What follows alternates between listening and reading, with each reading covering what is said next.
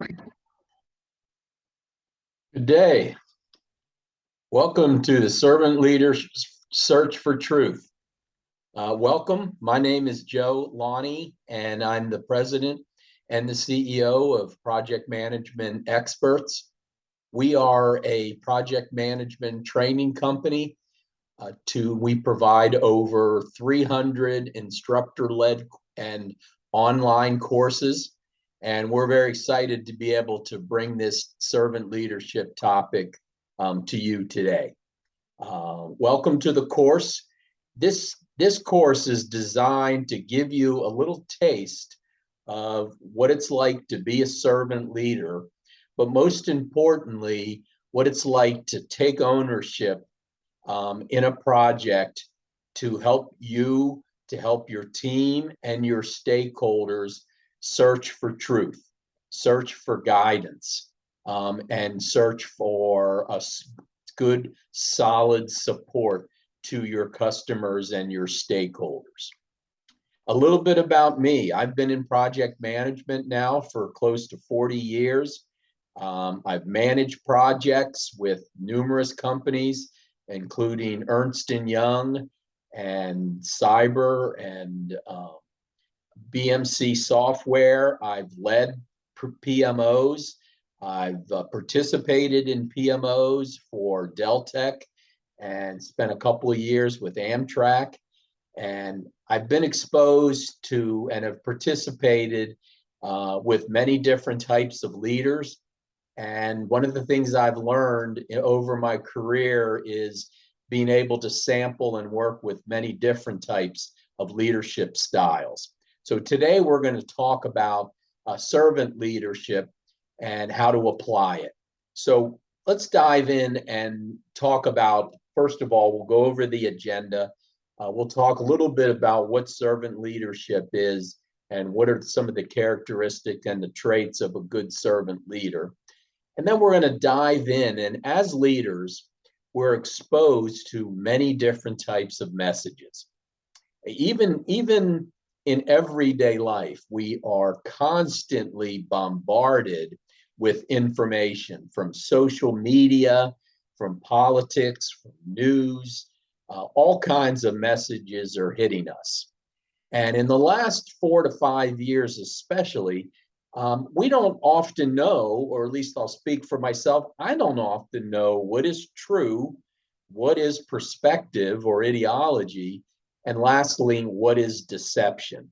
And as servant leaders, when we're managing our projects and we're managing team members and we're working and reporting to stakeholders, we have to be able to disseminate what is truth, what is perception, and what is deception.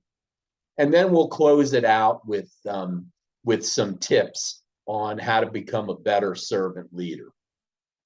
So let's just dive in. What is servant leadership? Well, in general, servant leadership is a philosophy, and it's philosophy and a set of practices that enriches the lives of individuals, builds better organization, and creates a more trust and just and caring world. This was the definition applied to servant leadership as per Robert Greenleaf. Robert Greenleaf is, he was a mid-level, high-level executive somewhere in there for AT&T back in the 70s. And he came up with this approach that we as leaders have to listen to our team members. We have to really be in touch and serve them, meaning understand what they need and support them as they do the job of the project. Now, in the Project Management Institute, we talk a lot about servant leadership, especially as we're talking about Agile and the Agile and the Scrum approach to developing project products. So servant leadership, as per the PMI, is a type of leadership commonly used in Agile, which encourages self-definition, self-discovery, and self-awareness of team members by listening, coaching, and providing an environment which allows them to grow. Now, that's a lot of words. Both definitions are relatively the same. basically, as servant leaders, what we're doing is attempting to serve our team members. So if you look at the traditional org chart of any organization, you always have the top of the leaders, the CEO, the vice presidents, always at the top of the org chart. And then folks that work within those sub-organizations or those departments fill in the bottom of the org chart. A servant leader is just the opposite. Servant leader, actually, the leadership team is at the bottom of the pyramid or the bottom of the org chart. And it's our job as servant leaders to serve the team. In other words, understand what their needs are so they can do the job, to understand what our supervisors and our frontline managers need to do the job. And if everybody is understanding and being supportive of what they need to do the job, we'll do a much better job of facing and serving and providing our customers for what they need for the project's product. So it goes back to Sidney Yoshida, who was a Japanese management scientist. He came up with this this model called the iceberg of ignorance. And basically what he said was our leaders, the executives in an organization, approximately really know only 4% of the problems that are going on in the organization, every organization, whether it's a project or a corporation or a government agency. Every organization has problems and issues in dealing with the day-to-day operations of the organization. And he said that only 4% of the problems are known by the executives. Now you compare that with the problems in the organization, the staff members, the worker bees, if you will. They understand 100% of the problems going on in the organization, mostly because they're the closest to it. They're on the front line, dealing with customers, dealing with stakeholders, dealing with project problems. They understand what's going on really even better than the executives. Now, if you're an autocrat leader, this model or this thinking terrifies you, because an autocratic leader is somebody that wants to take control, wants to understand and know everything that's going on in the organization in order to deal with the organization's problems. Okay, if you're a servant leader, you embrace this concept because you know that you're not positioned in the leadership role. You're not positioned, frankly, to understand everything that's going on, but your team members are. So as a result of that, you flip this org chart upside down, or you flip this model upside down, and you take the attitude is that I will provide my team with the support, the understanding, the coaching, the mentoring, whatever they need to do to deal with 100% of these problems. Okay, and I'm focused on supporting them. So a good servant leader embraces this lack of understanding, whereas an autocrat would be more terrified and concerned about it. So let's keep this going and talk more about servant leadership and the characteristics of a good servant leader. First of all, this was a book written by James Sipe and Don Frick. They wrote the 7 Pillars of Servant Leadership, and I think this model defines it pretty good. A servant leader, first of all, is very, very, very in touch with the needs of the team members. When I have a team member, I'm not only concerned that they do the job, that they support our customer, but I'm also concerned about the work that they're doing.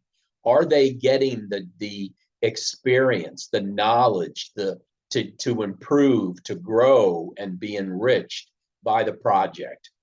And my part of my job is to make sure that they are getting that, and we're supporting them in their careers. I'm also concerned, of course, as we all are, about our customers.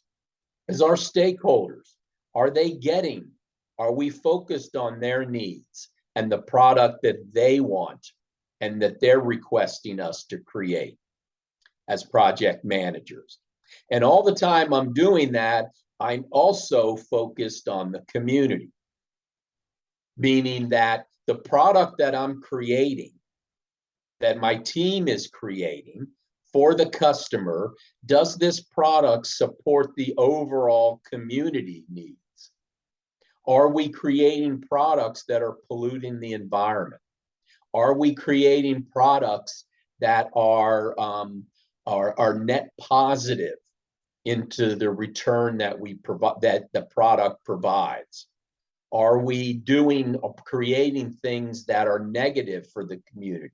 Even if they're positive for our customer, is the community not benefiting from the product? If they're not, a good servant leader is going to ask a lot of questions and even challenge the product that they're creating in support of the community. So if I'm developing a product that is using, for example, using fossil-based fuels, and I'm concerned that the product is over polluting the environment, even if that's what the customer wants, a good servant leader isn't afraid to say, wait a minute, maybe we should rethink this approach. Maybe we should rethink this policy. Maybe we should rethink this product in a way that is more beneficial to the environment and to the community as a whole. So a servant leader's hard.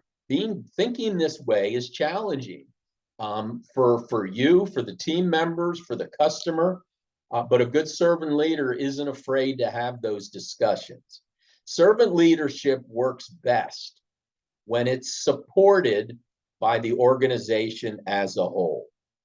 For example, does the organizational culture that you work in, do they support this attitude of doing the right thing, of creating products, performing services that help the team members learn and grow, help the stakeholders get what they're interested in and get the product that they want, and in support of the community as a whole? Does your organizational culture have a strategy and a culture to support these things? If the strategy and the culture doesn't support this type of thinking, okay, then you're going to struggle practicing some of these concepts. Okay, so it needs to be, ideally, it needs to be supported at the corporate level as well as practiced by you, the project manager. So what are some, knowing this, what are some characteristics of a servant leader? Well, let's just start in the middle and work our way out. A servant leader, first of all, is a skilled communicator. We're not afraid to sit down and have conversations with team members about the work that they're doing. We're going to motivate. We're going to build morale. We're going to collaborate with our stakeholders to create, to understand, to create the products that they want us to create. We're going to have foresight, meaning that we can see that if we develop the product following the specifications, what will be the impact? If those specifications change, what will be the impact? So we're looking to the future, looking to the consequences of everything we do, and using our good communication and collaboration skills to get on the same page with our stakeholders. A good servant leader is a systems thinker. In other words, we respect processes, we respect infrastructure, we know we need to be surrounded by good process, good IT, good hardware, good software to support the things that we're doing. A good servant leader puts people first. Now, that might be counter. I know that when I first started teaching project management back in 2008, actually even before that, as you all know, we stay very focused on those triple constraints. What is the scope of the project's product? What is the product that we need to create? And we stay myopically focused on creating that project's product. Servant leader continues to do that, but we are thinking about, is my team benefiting from the work that they're doing? Are the customers going to benefit? Is the community going to benefit? So we're thinking people. We're thinking we want to leave the team member community, the stakeholder community, and the general public in a better place as a result of doing our project. And to do that, we need to understand what they all need to serve them properly. Now, the two outside pillars, in my opinion, are the two most important. A project manager that is a servant leader is a person of character.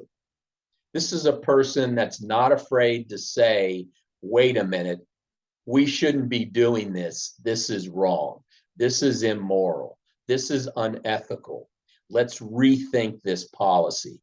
Let's rethink this approach. A servant leader leads with moral authority, always working to identify what is the right thing. What is the difference between opinion versus facts versus truth? Being able to recognize deception. Much easier said than done. But a good servant leader is always focused on executing against truth, not against deception. So let's keep going and dive into, what are some of the characteristics of a servant leader? Or what are some of the things that a servant leader should be thinking?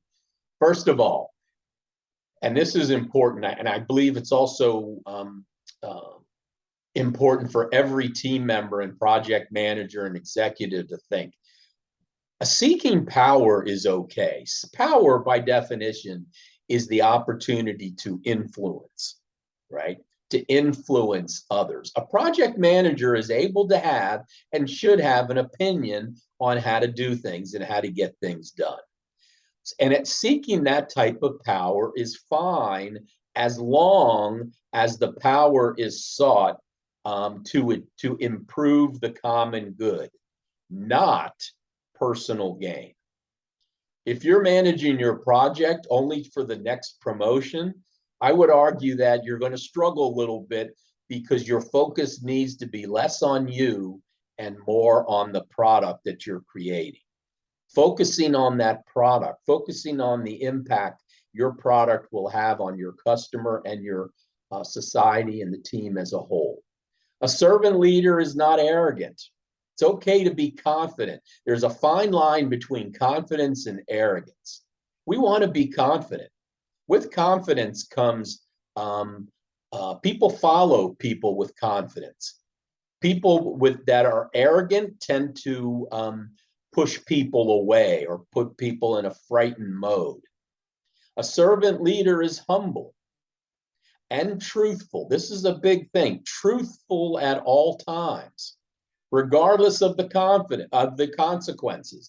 If your project is over budget and behind schedule, you communicate that it's over budget and behind schedule, even if you know that in the future, in the near future, you will bring it back. So you never want to say things like, I am not over budget, because you're thinking in your mind in the next week, you'll be back on budget. You state the facts where you are now, and then you can say something like, we anticipate being on budget next week, something like that. A good servant leader takes accountability. Everybody makes mistakes. Everybody. When I look back on my career, there are times that I have succeeded, and there are times, frankly, that I have failed gloriously. Okay. And owning those situations tends to make you stronger, tends to earn respect from the people around you, communicating that you understand your mistake and how you can do it better next time, is part of being truthful, being humble, and being confident. We're always supporting our team. A servant leader does not win at all costs.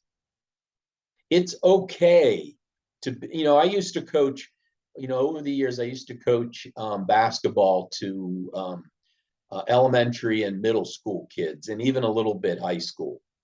And, there's an attitude of win, win, win. Now, I used to tell my players, it's okay to be competitive. We want to compete. We want to go out every game and try to win.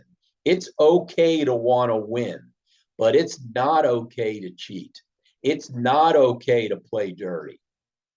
You use your best skills. You be aggressive on the court, right? But you'd always do the right thing. And when that game is over, it's over. I used to tell my players after losing a big game, I remember one year we were undefeated up until the last game of the season, and we lost. And this was a girls' team, and we went into the back corridor there, and a number of them were crying. They were anticipating an undefeated season, and I told them, "Hey, girls, listen. In order to be a winner, you have to learn how to lose. Losing is part of the game. There's much more learning in losing, frankly, than there is in winning. So we do not want to encourage cheating, manipulation in order to win at all costs." A servant leader is interested in the personal growth of others. Okay.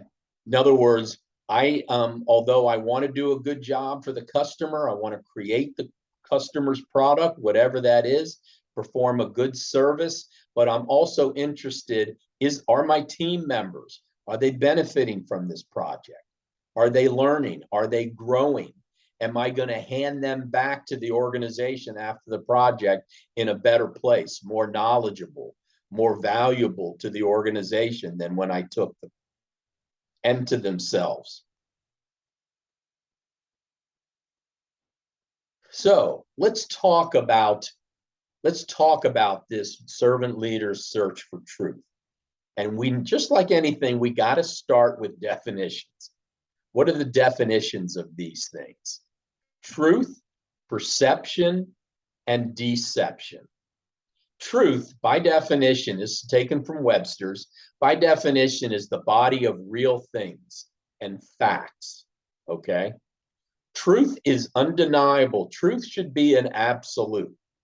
Now, if you can see my screen right now, you might look at my shirt and say, wow, he's wearing a white shirt. Well, this shirt is not white. I don't know how it's coming across on the video, but this shirt is actually gray. Okay? It's not white. It's gray. It's an absolute. Now, it's a lighter gray. I'll give you that. But it's not white. That's an absolute. A truth is absolute. You get to truth by researching, working hard, finding facts. Now, what is ideology? We see this in politics. Ideology is a point of view by definition. Now, I term it, this next part is my definition, it gives personal meaning to truth. Okay, so you have a body of facts. Now, you take those facts and you may say, how am I going to deal with the problem at hand? There are many ways to deal with problems, to deal with facts. Okay, there might be multiple opinions on how to deal with a problem, deal with a fact. Those opinions are fair game. Okay, ideology or perception gives you personal meaning, your personal approach to understanding truth, or your personal approach to dealing with a fact or a problem. Now, deception, on the other hand, is a lie. A deception is a lie about truth, a total lie in order to get your way, in order to win at all cost. Deception is a lie. It's untruth. And as servant leaders, our job is in these following these steps. Number one, we search for truth. We identify facts. Number two, we listen to and respect perceptions, ideas, approaches, ideologies. And number three, we squash deception the second it comes up. Okay. So let's walk through an example of this. I call this the truth board.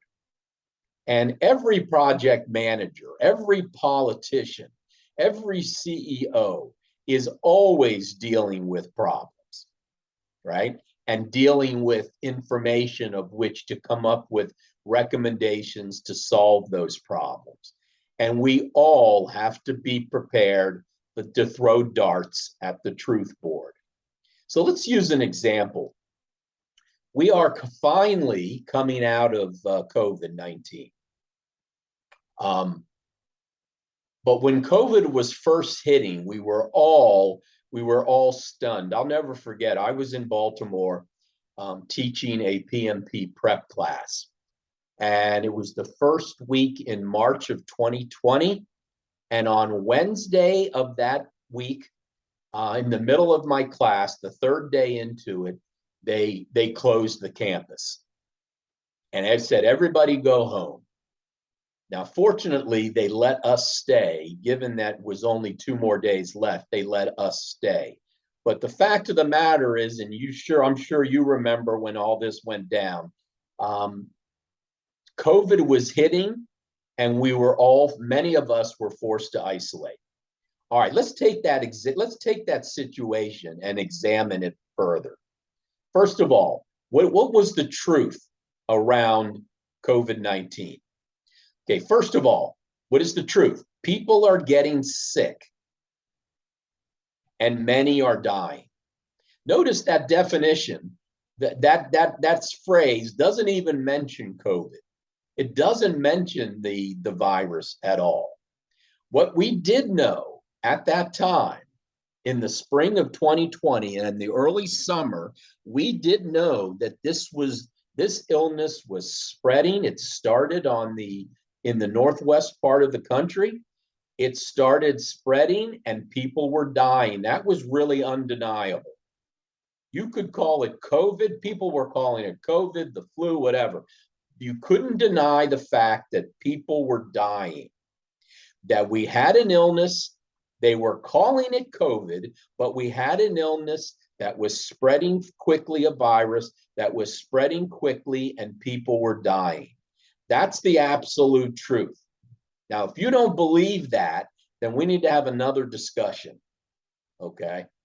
So if and I hope we can agree that people were getting sick and dying in the spring of 2020.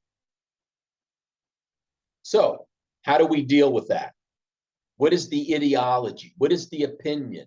What is the perception? Well, we had folks on both sides of the aisle, and let's just call them opinions. Some people said, we need to close the businesses. We need to shut down the economy until we can figure this out, maybe get a vaccine or get some, medicines or something. But really, we need to close the businesses. We need to mandatory everybody wear masks, and we need to quarantine. That was one side. The other side was saying, no, keep businesses open. Okay, and we've been hit with viruses, everything from yellow fever to, we had a virus in the early 1900s, a similar virus. So other sides are saying, no, don't close businesses. The economy is depending on it. Masks are optional. We can't make people not get sick. We can't quarantine. So there were two sides of the aisle, two greatly differing opinions on this. Now, a servant leader, there is nothing deceptive about having a difference of opinion in this example. And as a society, in my belief, we've got to stop looking at people like they're wrong and I'm right. I'm wrong or I'm right and they're wrong. We've got to stop demonizing people for having a difference of opinion. Differences of opinion is what this country was founded on. And as a servant leader, when you're managing your projects, and I'm betting most of you listening to this have had to deal with conflict between two team members who had a difference of opinion on how to attack a problem. And as a servant leader, we need to keep an open mind. We need to listen to both opinions. We need to respect all the opinions. Because if it's in the yellow zone, it's fine. Now, does that mean that, you're milquetoast and you don't allowed to have an opinion? No, you are. You're allowed to take sides. You're allowed to use your good persuasive techniques. You're allowed to influence. You do have a leadership role. Your opinion does count. So you're allowed to inject yourself into this discussion and influence it in whatever way. But you do need to listen to both sides. That's very important. But what you don't want to do, you want to shut down deception. So what are some of the deceptions that we heard? Some of the deceptions that we heard were, oh, COVID is just a hoax. It's just a hoax that the Democrats were developing to shut down the economy, make the president look bad. There's no truth in that. There's no truth that COVID was made up, that Fauci made it up. There were also hoaxes. And you might laugh at some of these, but the vaccines are tracking people. I have a close family member who actually believes that people that got the vaccines are now being monitored by the government. She actually believes that. There is no truth in that. There is no evidence that the vaccines are tracking people. As a servant leader, I'm not here to talk about politics, but I wanted to use a gross example of how deception can find its way in to our projects and to our organizations as a whole. So you're looking at this in a step-by-step process. Your first step is to find the truth, embrace it.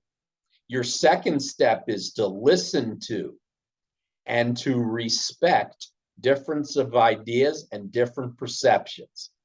Your third step is to squash deception. So when somebody tells you something that you know is a lie, you might have to go back and research it and find evidence that it's a lie and squash it quickly.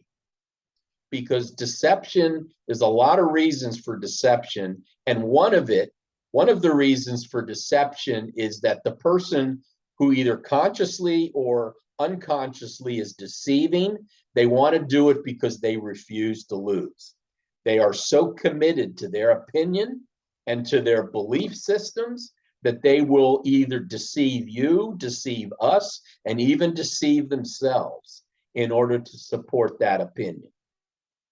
And this is where it gets unfair. So we want to squash deception as soon as it occurs. And frankly, we all deceive. We all are passionate about our work. And we may find ourselves, again, either consciously or subconsciously deceiving in order to support our positions. That's why we have to take a time out and understand what truth is and the differences between that ideology and deception. So why is all this happening, right? Why do I even need to have this discussion with everybody? Well, first of all, people, especially in politics, people are confusing truth with perspective. They are so committed to their ideology that anybody that differs from them, they think are being deceptive. There is a huge difference between truth and perspective. There are people that feel that their ideology is truth, and it is the only truth. They are different. Truth is undeniable. Truth is facts. Truth is evidence, right? To clarify the facts. So truth and ideology are different. When we become too entrenched or too closed-minded in our ideology, right, we become susceptible to deception.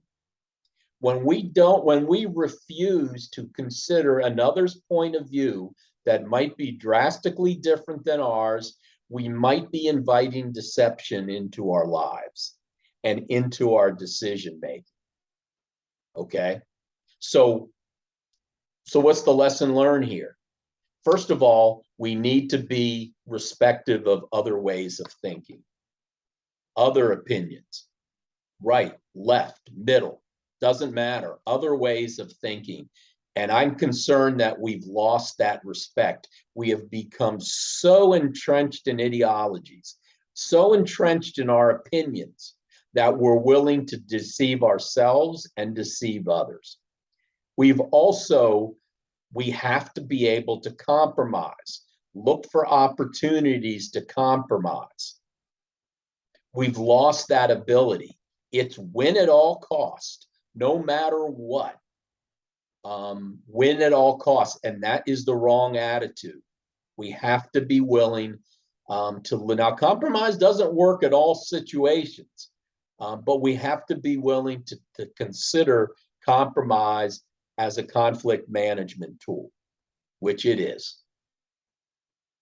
So one of the things I think we need to talk about is finding truth. How do you actually find it? In all this confusion on your project, in all the confusion and all the data that's been throwing out, all the manipulations that are hitting you and your project team, how do you find truth in all that confusion? And I call that the peace point. The peace point is a point in time. It's a mindset, if you will. A peace point is when you call time out in the conflict and you walk away, if you can, if this fits the situation, you walk away and you sit in peace. Okay. Now, what I do, I'll share how I handle it. How you handle it is really up to you. But I sit in peace. I'm a Christian. I'm a Christian, so I will invoke in myself the teachings of Jesus Christ, and I will invoke him, and I will pray, and I will ask him to help me find the truth, help me find the facts, guide me. Now, your guide might be, Moses. It might be Martin Luther King. It might be a loving parent or a mentor. It might be Gandhi. It might be anybody that you can connect with, a historical figure, maybe a parent, a coach, a mentor, anybody that you trust that will help you find the facts from all the noise. And I promise you, if you practice this, if you take a deep breath, go out, find your space, and find that peace point. Get to those facts. Put the noise aside.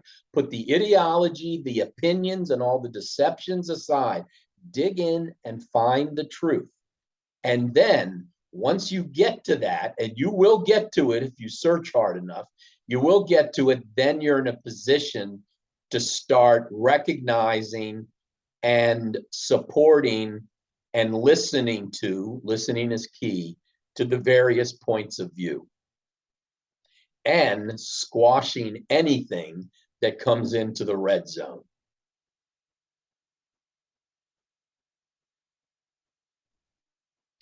So, what are some of the tips to becoming a servant leader in general?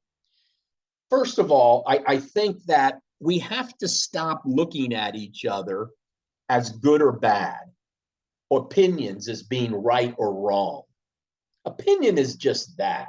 It's an opinion. It doesn't have to be right. It doesn't have to be perfect, right? We've got to stop looking at this person's opinion as being wrong and start looking and instead of saying I disagree with it or I see things differently. And if you're in politics, stop labeling people left and right. You hear this, just turn on the news. When you come off this class, turn on the news, and I guarantee you, no matter what network you listen to, somebody is going to use the phrase, those on the left or those on the right, as if they're dirty words. Okay, so stop labeling. We, and I put myself into this too. I work on this every day. We have to stop putting each other into categories. Practice good emotional intelligence. Emotional intelligence is our ability to understand how we feel and to understand how we're going to react to how we feel and understand how somebody else is going to respond to how we feel. So if I'm really angry and I start yelling and screaming, how's that going to be received by the people that I'm venting at? Is that going to create a good, solid culture of sharing ideas? Probably not. We have to practice being calm, and getting to the truth point will help you. If you find yourself in deception or lying, and this is, if you remember nothing else of this session, remember this. If you find yourself in that red zone, don't beat yourself up. Come on back. Come on back. You're always welcome, right? If you find yourself saying things that are flatly not true in order to win an argument or to get somebody to side with you, stop, take a time out. Don't be afraid to be accountable. Don't be afraid to say, well, wait a minute, no, let me take that back. I can't prove what I just said. Something like that. Come on back. And I'm going to share an example just of that here in a second. Serve your team. Don't just manage them. Another way of saying it is lead your team. Be a part of them. Feel what they're feeling. Understand what they're trying to understand. Coach and mentor. This is another one that I greatly believe in. In our society now, we seem to equate success and wealth together. Okay? That if you're wealthy, somehow that equates to you being successful.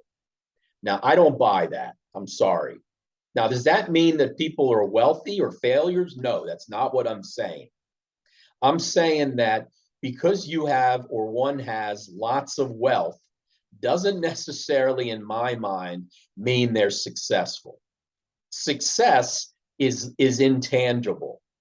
Success is the degree to which an organization and or leader has a positive, healthy impact on their stakeholder community. Now, wealth can come as a result of that. It may not. Because if success equals wealth, then Mother Teresa was a total failure. Martin Luther King was a total failure. And that's certainly not true. So focus on that.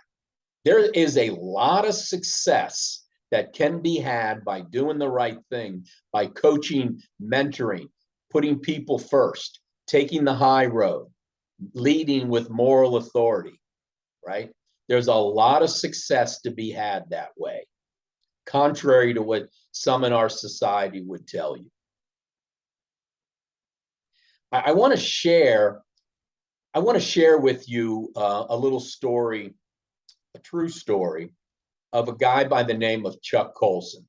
Now, some of you gray hairs in the group might remember who Chuck Colson is. Chuck Colson was one of all the president's men. He was an attorney in the White House for Nixon, amongst all the attorneys. He was one of the attorneys, and he was a steadfast Republican, stood behind Nixon. And Chuck Colson did some very deceptive things. he helped to spread lies about Daniel Ellsberg. He participated, I believe, in the break-in of Daniel Ellsberg's psychiatrist office. Daniel Ellsberg was I believe I want to say he was a government employee that reported that the government had already, or DOD and McNamara had already stated that Vietnam, we were losing, and there was no way of winning in Vietnam. Those are called the Pentagon Papers. And he released those to the public. And Colson and his colleagues did everything they could to discredit him. Okay. And when Nixon started to come down, when Nixon started to fall, Chuck Colson started to realize that he was on the wrong side of truth, that he was in deception, that he was lying, that he was manipulative, that he tore more than one person's reputation. He tore down their reputation. He actually went to prison for 7 months, and he ended up pleading guilty. They thought he was going to get off with probation, but Judge Sirica sentenced him to 7 months in prison.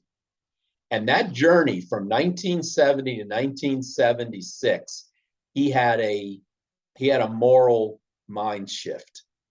And he wrote a book called Born Again. Now, I would really encourage you all to read this book. It's an easy read. It's a great read. I couldn't put it down. But what he did was, on that journey and in prison, and once he was released from prison, he started what was called Prison Fellowship. And he helped, a lot of prisoners, find their way back to Christianity.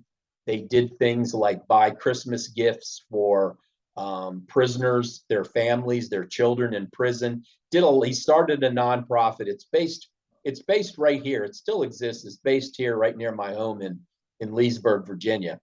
But he totally had a mindset switch. And he realized that he was in the red zone and moved himself back to truth. He left politics once he got into prison, started Prison Fellowship. And he died about 3 or 4 years ago. But he said, look at this quote. He said, "How can we as a society do what's right, even in the face of powerful temptations and incentives to do what's wrong?" Okay. So I would urge you now, there is a Christian bent to this book, but it is much more than that. It's a great historical perspective of one person's journey from the Nixon White House through prison back out on the other end. And I would encourage you to read it if you're a history buff and a leadership buff and like this type of thing. It's a great read, and I strongly recommend it. Again, you don't have to be a Christian to read this book, and there's a lot of good insight into it. So why do I say this? I got a lot of respect for Chuck Colson. As a matter of fact, my wife is a magazine publisher, a small magazine publisher, and she got to know, and she actually worked with Chuck Colson for a short time, and actually under his coaching and mentorship at Prison Fellowship, she actually went into a couple of prisons, to talk to the prisoners, just to talk to them. You talk somebody in the outside that would listen to them and listen to their problems. And she found it tremendously uplifting in terms of what she learned and the empathizing that she was able to do with these folks in prison. So, and I got a lot of respect for him because he did change his life, and there's something to be said about that. So I encourage you to read this book if you get some time. So that's all I had for you. And I hope you learned something. You just got a 1-hour snippet of this course. This is the servant leadership course and the effective communication. These two courses go hand in hand. because they're all about leading. They're all about communicating, right? They're all about, moral leadership. So I encourage you to consider, go to the website at projectmanagementexperts.com. Here are some dates in 2022 that we'll be offering both of these courses. And if you're a member of the Washington chapter of PMI, everybody in the chapter gets a 10% discount. So this pricing, take $50 off this pricing, and that's your chapter price. And that goes for all the courses that we teach. And that's a nice discount. If you, for example, if you're taking the PMP prep course, right? We charge at this recording, we charge about $1,900. So that's almost $200 off if you need to take a boot camp. So we offer boot camps in PMP, Discipline Agile, both the Discipline Agile certifications, ACP, and a whole slew of project management, risk management, leadership courses, as well as a whole slew of e-learning courses if you just need PDUs. So again, thanks for joining with me. There's my phone number. If you'd like to call me and talk about comments on this course or anything, you have a question about project management in general, I'm a pretty good listener. I like to think I'll be happy to give you my insight. If you're interested in that, I'm happy to talk to you. All right. Thanks so much for joining. I hope you have a great rest of the conference and the symposium, and I hope to see you soon. Thanks very much. Have a great rest of the day.